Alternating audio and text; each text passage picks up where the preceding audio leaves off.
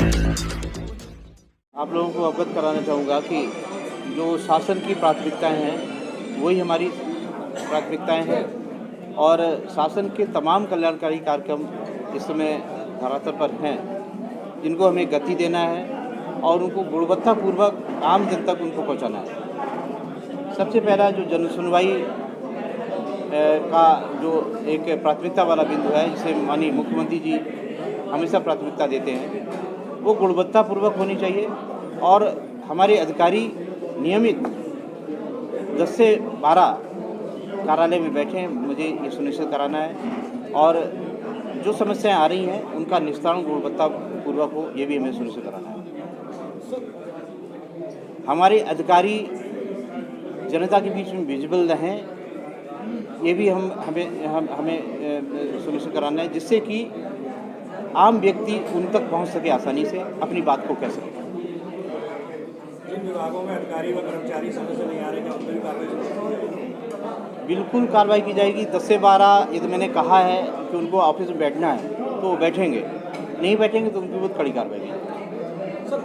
चुनावी योजनाएं भी तमाम अब इसमें रहेंगी, तो अभी क्या प्रायोरिटीज़ रहेंगी ताकि आम जनता तक जो सरकारी योजनाएं हैं कैसे पहुँचें, उसके लिए कोई रोड मैप आप तैयार करेंगे या पहले जैसे लगातार रहती हैं चीज़ें? देखिए, रोड मैप तो ऑलरेडी गवर्नमेंट तैयार करके हमको देती है। जनपद में जिलाधिकारी को का दायित्व होता है कि उस रोड मैप पे अच्छे ढंग से काम करें। हमें हमारे विभाग और हमारे जो उच्च अधिकारी हैं जो शासन में बैठे हैं वो पूरा रोड मैप बना के देते हैं, लेकिन दुर्भाग्यपूर्ण कभी कभी जब हम सही ढंग से उसका अनुसरण नहीं करते हैं तो वो योजना पिछड़ जाती है। तो हमारा पूरा समय लक्ष्य रहेगा कि जो रोड मैप तैयार करके हमको दिया गया है उस रोड मैप पे चलते हुए सभी लोग काम करें। सर, आपने एक बहुत अच्छी योजना बताई कि गायों के लिए पहला ग्रास जो होता है वो एक मैथोलॉजी में भी है और मानवता के नाते भी, तो उसको किस तरीके से पहले जिलों में लागू किया, जो बरेली में किस तरीके से वो लागू किया?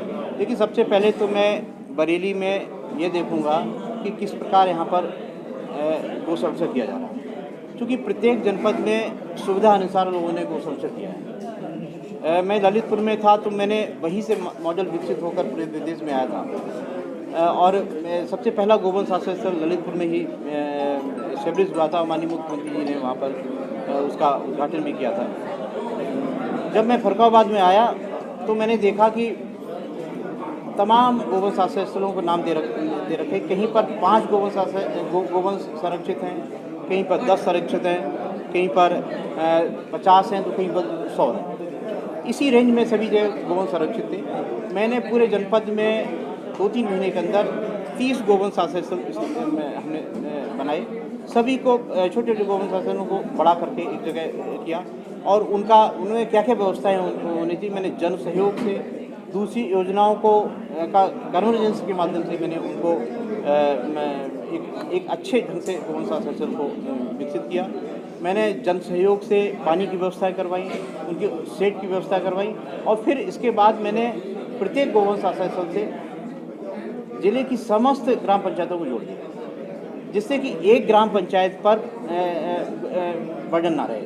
क्योंकि अक्सर ये होता है कि जहाँ पर एक गोवंश आश्रय स्थल जो कि 250 से 500 के जहाँ पर गाय संरक्षित हैं तो वहाँ पर अच्छा खासा खर्चा आ जाता है, तो उस गांव का विकास फिर प्रभावित होने लगता है। तो जब हम 20-25 ग्राम पंचायतों से जब उसको जोड़ देते हैं तो वो पूरा बर्डन जो खर्चा वो शिफ्ट हो जाता है, सभी में डिस्ट्रीब्यूट हो जाता है।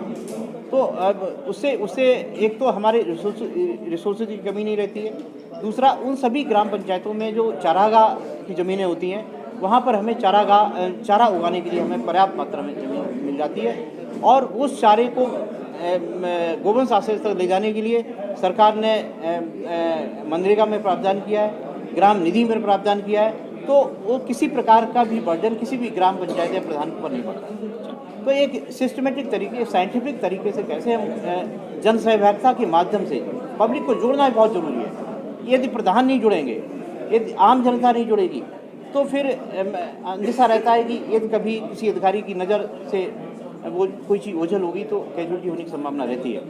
मैंने प्रत्येक गोवंश आश्रय स्थल को किसी न किसी रिसोर्सफुल नोडल अफसर मैं तैनात करता हूँ।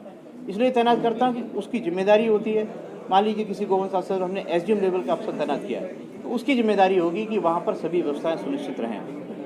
ऐसे अधिकारी को तैनात करता हूँ जिसकी लोग सुने। ऐसा नहीं कि मैं किसी इंजीनियर को वहाँ पर तैनात कर दूँ और इंजीनियर की प्रधान नहीं सुन रहा है, तो मैं हमेशा ऐसे अधिकारी को तैनात करता हूँ जिसकी बात प्रधान सुने। तो एक बेहतर संरक्षण गाय का होता है। मैं निरंतर गो संरक्षण में निरंतर प्रयोग करता रहता हूँ और मैं इस निष्कर्ष पहुँचा हूँ कि ये बहुत अच्छे ढंग से संरक्षित हो सकता है जितना अभी हम आम पब्लिक को उसके साथ जोड़ते हैं। ठीक। आपने एक मृतप्राय नदी को जीवित किया था, इसके लिए आपको जलपुरुष भी लोग कहते हैं। यहाँ पे भी दो नदियाँ हैं, रामगंगा और नकटिया। नकटिया तकरीबन मृतप्राय है, तो क्या यहाँ पे भी उसका जीर्णोद्धार, उसका उद्धार होगा? मैं बिल्कुल करूँगा। और मैं फरुखाबाद में जब मैंने ज्वाइन किया था, वहाँ पर एक जगह है घटिया घाट, बहुत से लोग जानते होंगे, जिसको कि अब और उसका नाम बदल दिया गया है। जब मैंने प्रवेश किया तो उसके मैंने 2 नवंबर को वहाँ पर ज्वाइन किया था। नदी के किनारे उस घाट पर इतनी गंदगी थी कि जब हमने सफाई करवाई तो करीब 10 टन कूड़ा निकला। और फिर इसके बाद मैंने निरंतर उसकी सफाई व्यवस्था करवाई। हमने चूँकि वो स्थल जो है वो शहर के लोगों लगता है शहर के अंदर है, लेकिन वो एक्चुअल वो ग्राम पंचायत है। ये शहर होती तो नगर पालिका के माध्यम से सफाई होती रहती है, लेकिन ग्राम पंचायत में चूँकि इतने रिसोर्सेज नहीं रहते हैं या वो लोग इतने ज़्यादा अवेयर नहीं रहते हैं कि हमें कैसे सफाई सुनिश्चित कराई जाए, तो मैंने कई योजनाओं को जोड़ के हमेशा के लिए उनको ऐसी व्यवस्था कर दी कि आप कभी भी जाएंगे तो आपको बिल्कुल वहाँ के घाट बिल्कुल सुरक्षित और साफ़ सुथरे दिखाई देंगे। तो हमारा भी वहाँ हमको नदियाँ नहीं मिली, छोटी छोटी नदियाँ का बड़ा अभाव था वहाँ पर। यहाँ आपने 2 नदियों का नाम बताया, मैं निश्चित रूप से उस पर मैं काम करने का सर, यहाँ नकटिया नदी तो बिल्कुल विलुप्त हो चुकी है, सारा भूमि नहीं, उसको मनरेगा के माध्यम से उसको हम पुनर्जीवित करने का पूरा